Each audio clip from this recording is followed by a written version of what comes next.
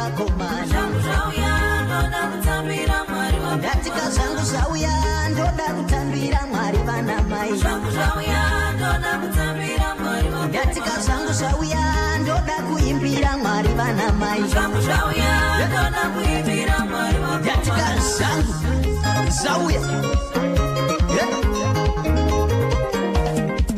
Ndatika zvangu zvauya ndoda kutambira Mwari vasikana. Zvangu zvauya ndoda kutambira Mwari vakomana. Ndatika zvangu zvauya ndoda kutambira Mwari vana mai. Zvangu zvauya ndoda kutambira Mwari vakomana. Amai ndati ipai padhuze neni. Zvangu zvauya ndoda kuimbira Mwari vakomana. Toda kungomutambira Jesu.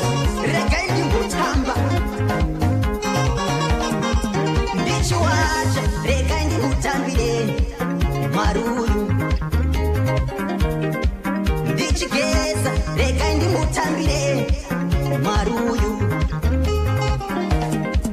Ndatika zvangu zvauya ndoda kuimbira Mwari vana mai. Zvangu zvauya ndoda kutambira Mwari vakomana. Ndatika zvangu zvauya ndoda kutambira Mwari vasikana. Zvangu zvauya ndoda kutambira Mwari vakomana. Regai ndimutambire Jesu. Vakomana imi. Zvangu zvauya ndoda kuimbira Mwari vakomana. Wakaninyura ndini ndinokuziva. Saka regai ndimutambire. Wakandipisa iko kumatope. Ndini ndokuziva. Regai ndimutambire. Wakandinonga ndini ndinokuziva. Vana mai isiyewo nditana. Ndiri mukombe. Vakomana ndatika zvangu zvauya ndoda kutambira Mwari vana mai. Zvangu zvauya ndoda kutambira Mwari vakomana. Ndatika zvangu zvauya ndoda kutambira Mwari vasikana. Zvangu zvauya ndoda kutambira Mwari vakomana. Ndatika zvangu zvauya ndoda kutambira Mwari vana mai. Zvangu zvauya ndoda kuimbira Mwari vakomana. Haiti simudza chaunacho so.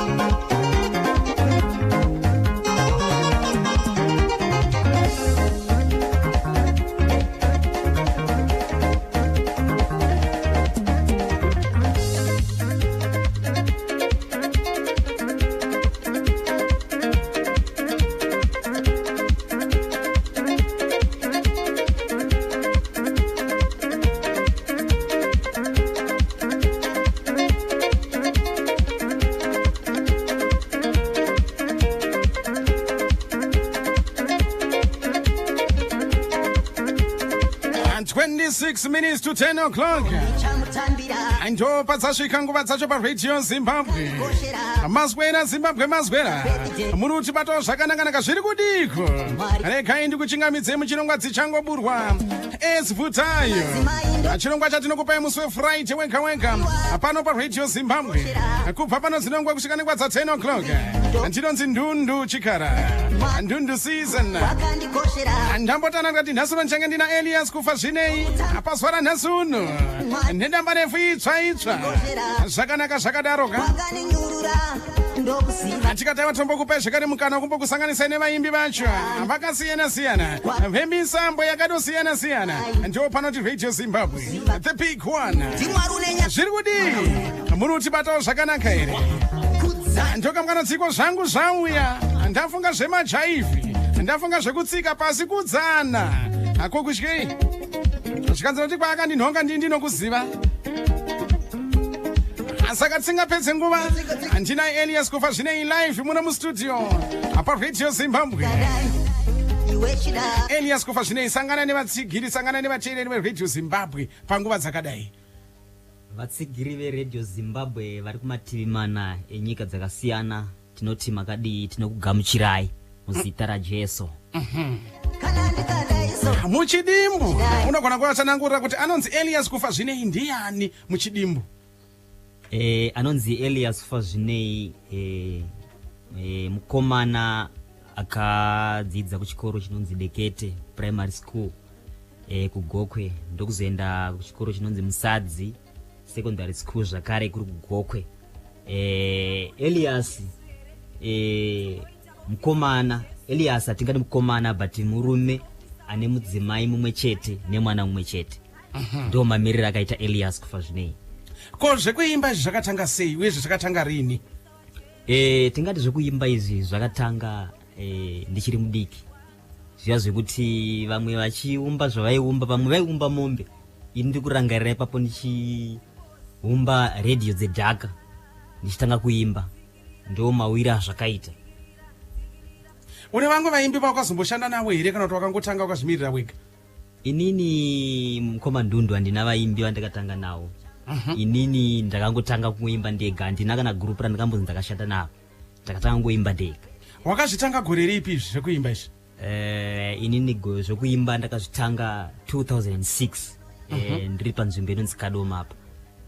Ndo patakatanga kuimba tiripo ipapo. Tichipindawo AFM. Then taingoimbawo muchechi, ndo matangira takaita. Ko zvekuzonorekodha kuti tanga tobuditsa damba refu zvakazouya gore ripi? Zvekurekodha izvi takatangawo 2007. Patakazouyawo muno muHarare. Tikasangana nehama dzatakasangana nadzo. Tikasangana nehama inonzi Gibson Makumbi. Tikabva tati shamwari aiwa ngatite album. Then ndobva tazotsarawo vakuru vainzi mukoma Nicholas Zakaria ndobva takwanisa aita album. Ndo patakazobudisa album. Zvichiroti wakatomboimba naNicholas Zakaria? Ya, takatomboimba tese. Mwari wangu wakandikoshera.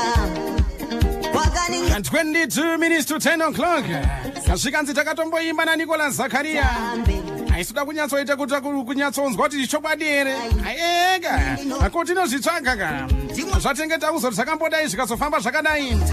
Saka regai timbotsvaga pacho tione kuti zvakadomira seiko.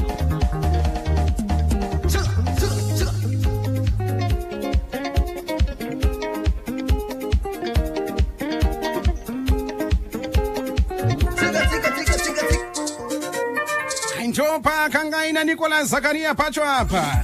Ndataura ndikati aiwa kati nomboti tinyatsonzwa kuti zvakafamba seiko. Mangozvinzwira. Zvikanzi ndakamborova ndakabatana naNicholas Zakaria. Timbotsvaga kukura, timbotsvaga experience. Njoka mwanonziko celebrity. Nji Elias Fazvinei wandinaye mustudio pasana nhasuno iye. Muchirongwa dzichangoburwa Vutayo. Kana muchangotibata zviri kudii. Timbonzwa panopinda senior lecturer Nicholas Zakaria.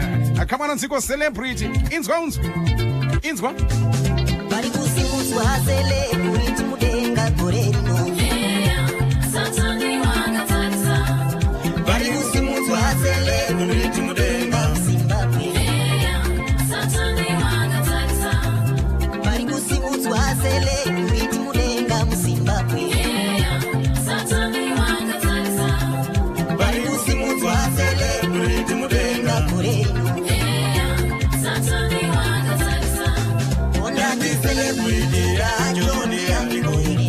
Ndiweka wakaitirwa zvakanaka naJesu. Ndiwere wabviswa kubva mukuvaga. Ndiweka wasimudzwa naJesu. Ondati celebrity racho ndiyandikoire. Ndiweka wakaitirwa zvakanaka naMwari we. Ndiwere wabviswa kubva mukuvaga. Ndiweka wasimudzwa naJesu. Mwenyama uyo akashoreka kwatiri, kuna Mwari wedu anovaikude. Mwenyama uyo akashoreka kwatiri, kuna Mwari wedu anovaikude. Ndisingano uyo kuna Mwari wedu anodiwa uyo. Ekuti kuride. Ndisingano uyo kuna Mwari wedu anodiwa uyo. Ekuti kuride.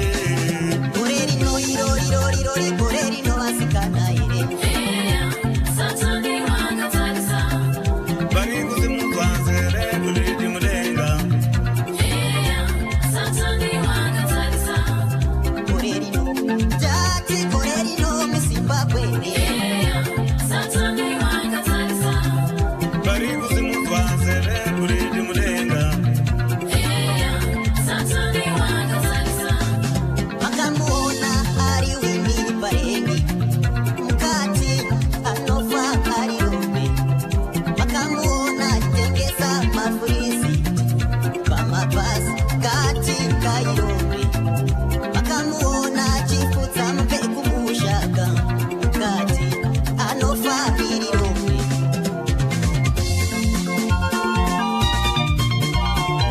18 minutes to 10 o'clock.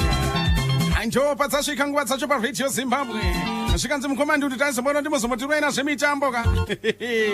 Vakomana atambozvirwana 7 kilokwani. Taakuzotosangana mangwana na 3 napasara teisport. Yes, asi zvaitika kuEsperance atimazvibata atambozvitana tati FC Platinum yarohwa 2-0. Orlando Pirates ndokuzonorovawo vafana vekuhoroya 3-0. Akomana Group B yezo yakuipa zvino. Hey, ntoka mwanonziko celebrity anti Elias kufa zvinei akabatana na Nicolas Zakaria senior lecturer madzibaba uyo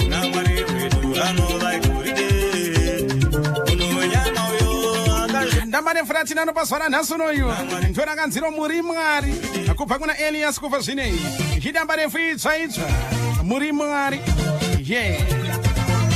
pakaipapo anekaiti munzwa kubva kuna ye Elias kufa zvinei akuti nyaya dzebhendi dzakamira sei bendi zvakamira sei mukoma ndundu bendi ririko bendi ririko pama BVs BVs ese anoitwa anobhekwa na maikufa ndo mudzimai wangu then vakomana tinawo vakomana vashanu vanoridza kurova kuti kwese chero kwamune muchitida bendi rinobudisa zvaridzwa pa CD ndo zvinobuda zviri zvazviri. Rakadomira sei bendi racho? Tanzwa Elias kufa zvinei ari pama lead vocals pama backing vocals pana mai kufa zvinei vane beka vari vega here kuti vane waskana zvakamira sei?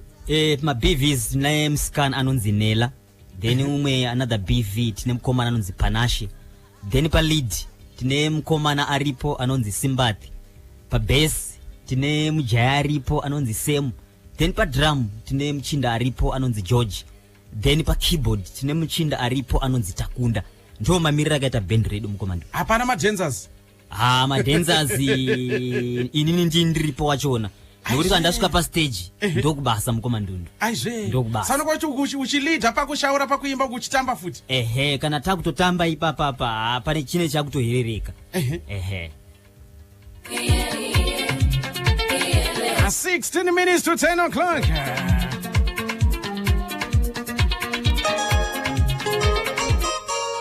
Tiri muchirongwa dzichangoburwa ezvutayo ndamba nefuitsva charakanziro muri mwari ndora takabata pasara nhasi unoyu kubva kuna Elias kufa zvinei nhamba dzake dzenhare nhamba dzaElias kufa zvinei muchida kuzombokurukura naye munombata pa 0773 598 020 0773 598 020. Njodze WhatsApp dzema message dzekufona ndidzodzo chaidzo 0773 598 020. Elias kufa zvinei ndo namba dzake dzenhare idzo.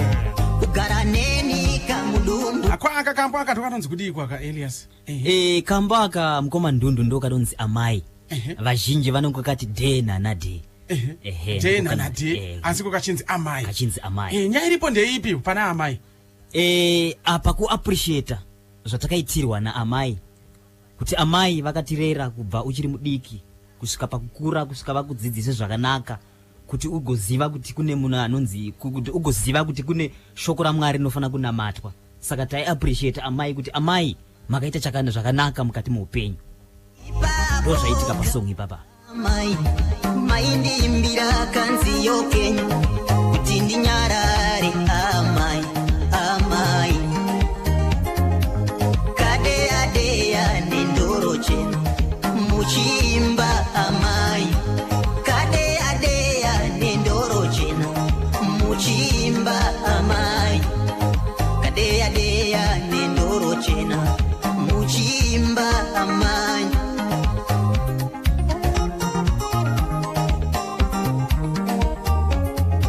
Ndakura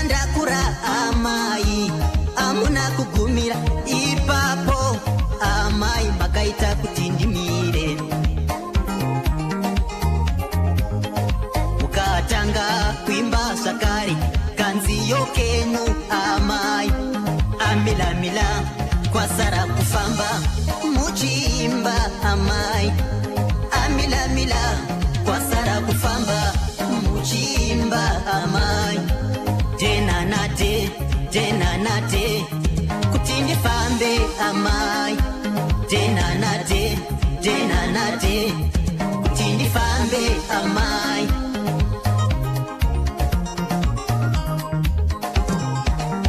amai komborerwa amai hakuna mumwe akaita semi amai komborerwa amai hakuna mumwe akaita semi amai komborerwa amai hakuna mumwe akaita semi hakuna mumwe akaita semi hakuna mumwe akaita semi hakuna mumwe akaita semi hakuna mumwe akaita semi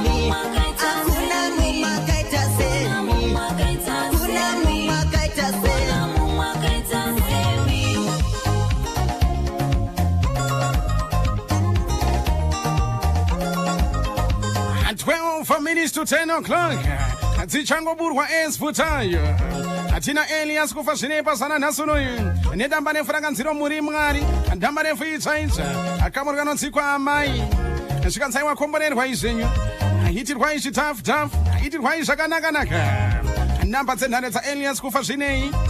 0773 598 020. 0773 598 020.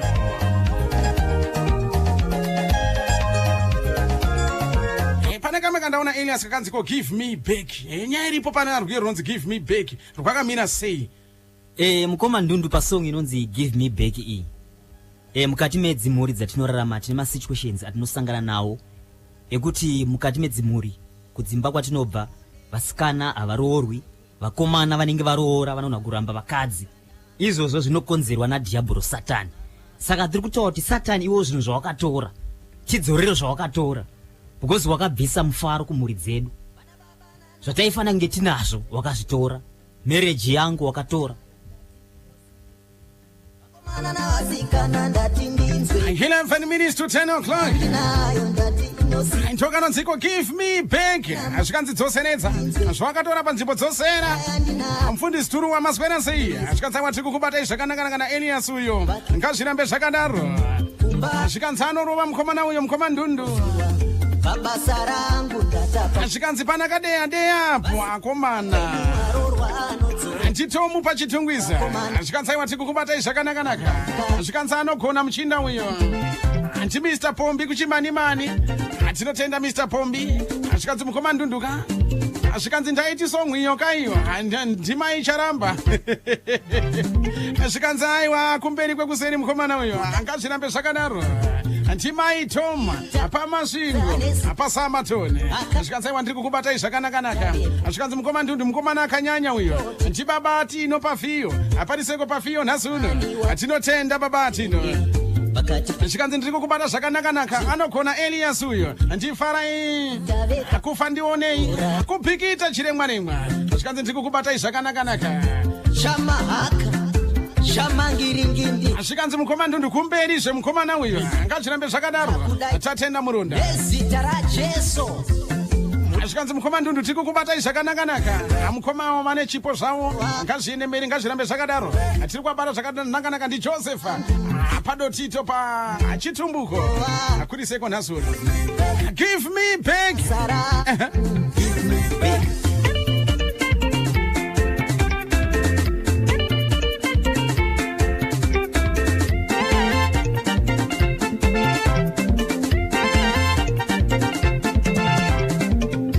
Bana baba nana mai ndati pane zvandaona. Upenyu wangu ndati unoziririsa. Bana baba nana mai ndati pane zvandaona. Mereji yangu ndati inosirisa. Bana baba nana mai ndati pane zvandaona. Muchato wangu ndati ndakabiwa chete. Wanano yangu ndati ndakabiwa chete. Sekufunga kwangu ndati pakamukarasa. Sekufunga kwangu ndati pakamukarasa. Akagara pacheya kutarisa kuhama dzake. Ndokuti kuna sekuru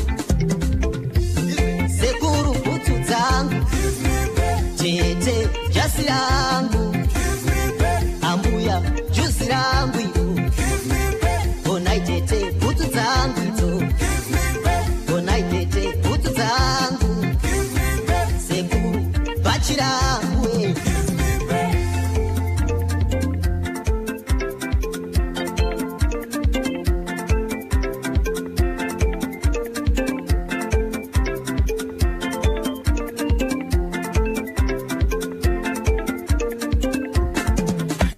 minutes to 10 o'clock.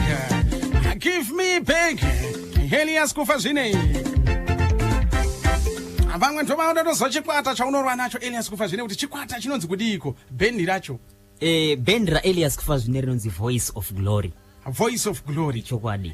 Iwe zvakakutora nguva yakareba zvakadii kuti ubude nedamba refu rakanaka kudai? Zvakatora nguva refu. Because kana tichigadzira masong tinongoigadzira sesemoni. Kuti kana munhu achinda kunoparidza semoni inofana kusvika kuvanhu ichinzwisisika. Kuti kana ndikataura nyaya ya Nicodemus ndinofana kutaura kuti ndataura nyaya ya Nicodemus, saka kuvanhu vatinoparidzira Nicodemus azobatsire kuvanhu. Saka zvinotora time yekuti unonyatsogara pasi kuti ugonyatsokusvitsa chinhu chakanaka kuvanhu. Une mharidzo yekuti munhu wega wega achitsvaira mumba achisuka asangane message yake. Saka zvinotora time. Titasa time ya nguva yako yawataura kuti ndozvawakatanga kuita zvekuimba nedamba refu muri Mwari. Saka damba refu muri Mwari ndere chingani kubva kuna Elias Kufazine? Damba refu muri Mwari album number 2. Ndere chitatu. Ndere number 2. Rechipiri. Rechipiri. Ndo panoti muri Mwari. Saka tichita kuti wana madamba refu maviri. Tina madamba maviri chete. Ndiye Elias Kufazine wati kutanana naye panhasi unoyu muchirongwa dzichangoburwa Vutayo. Damba refu rake nechipiri rinonziro muri Mwari. Kamuri kanonziko give me back. Zvikanzi basa rangu ka wakaipa chimbodzosera. Dzosera basa rangu. Dzosera mufaro wangu. Muchacho wangu aiwa mufaro wangu. Mafunga zokurukura naye Elias Kufazine. Namba dzenare 0773 moyo wa 598-020 0773 598-020. Elias mangu mashoko angade kutaura kuvatsigiri vaElias Kufazine ndeapi manerano? Kuvatsigiri vaElias Kufazine, Elias munhu akasununguka panhamba dzamuri kupiwa namukoma Ndundu. Takasununguka kutaura nemi kwese kwamune muchitida kunyange kungava kumawedding. Takasununguka kuuya kunzvimbo dzamuri tichikupadzirai shoko ratinaro kuti vanhu muitirwe zvakanaka mukati mino nyika. Zvimwe zvatinokurudzirai sevateereri vatiri, tine madamba marefu acharamba achiuya kumberi uku. Zvakare give me back, song yekuti give me back tine video yakatopera yekuti mune makutoiona pachivhitivhiti. Vangu vangade kutenda tozapane tikabasa rakanaka kudaika. Pane vanhu vanenge vangwadi behind the scenes vasingaoneke asi zvinhu zvingoendeka zvakanaka. Ndivapi vangade kutenda Elias? Wekutanga wanoda kutenda mudzimai wangu Mai Anashe. Anonditsigira kuti basa rienderere mberi. Ndinogotenda zvakare producer Makumbe, Gibson Makumbe, anova akandisimudza kuti ndikwanise kurekodha. Ndinomwe munhu wandoda kutenda zvakare. Elias anotanga kuimba. Ndichitanga kuimba ndiri kuchikoro. Ndine munhu akaninspire zvakare anondikurudzira vanhu vababa. Baba Charamba. Munhu akandikurudzira pakuteerera music yake. Ndinovatenda zvisingaiti nekuti munhu wandinovimba naye zvakanyanyisa anoramba achindikurudzira zvakanaka. Tikati saka damba refu iro riparabuda muri Mwari. Wakambwana mukana here kumbowati baba ndozvandakuita izvi iwo Baba Charamba? Right. Mukoma Ndundu mukatarisa foni yangu iyi muchaona pandakasenda song na Baba Charamba. Vakakomenda vakataura kuti mwana waita zvakanaka, vakati zvakanaka izvi. Zvakare semwana ndakaenda kwavari baba ndikasvika ndikapiwa nyasha ndikadamatirwa Mukoma Ndundu.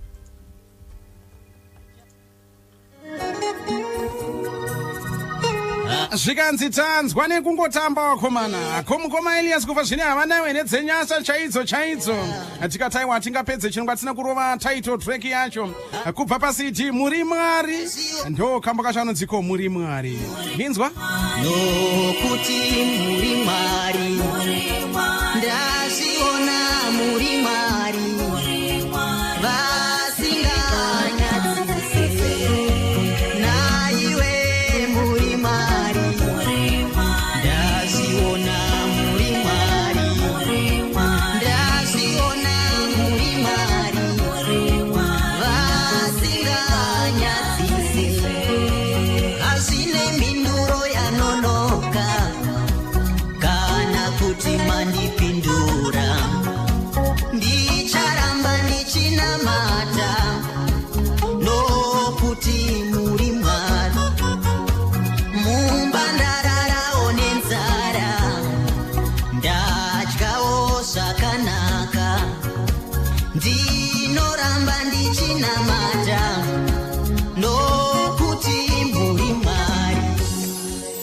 handingavimbe machinda kana kuvimba nengoro baba nokuti muri Mwari vasinganyadzise. 2 minutes to 10 o'clock. Zvikanzi mukoma ndunduka mukoma Elias Ngambo tiroero pichana timbonyatsonzwa kuti zvino kwazvo ndiye rakarowa komana. Ndikati Elias ndo zviri kutaurwa nevatsigiri. Unoti kudi Elias nazvo zviri kutaurwa nevatsigiri vako. Zvikanzi mbotiroero pichana timbogutsikana. Right, ndinotenda zvataurwa nevateereri. Regai tivaimbire song inonzi Amai. Zvamunondiona kukura kudai handina kutangawo kandakadai ndakabarwa namai vangu kamufunge denanade denanade kuti ndifambe amai denanade denanade kuti ndifambe amai muchato wangu give me back koiyo mari yangu give me back mango zvinzwiranga ndiye akaimba Elias kufa zvinei wati kutanana nenhetso muchirongwa dzichangoburwa damba refu itsva rakanziro muri Mwari ndo taito track.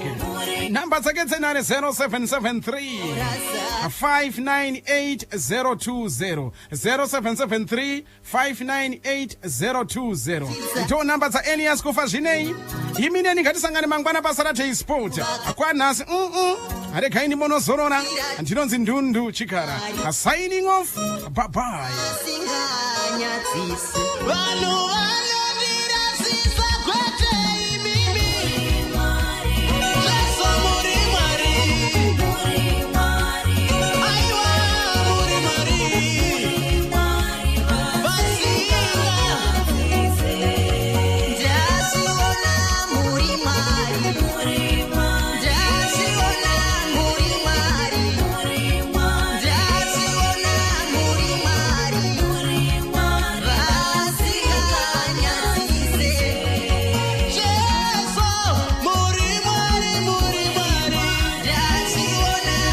Makadai kutenera Zimbabwe Broadcasting Corporation Radio Zimbabwe nguva dzasvika idzo pana 10 o'clock.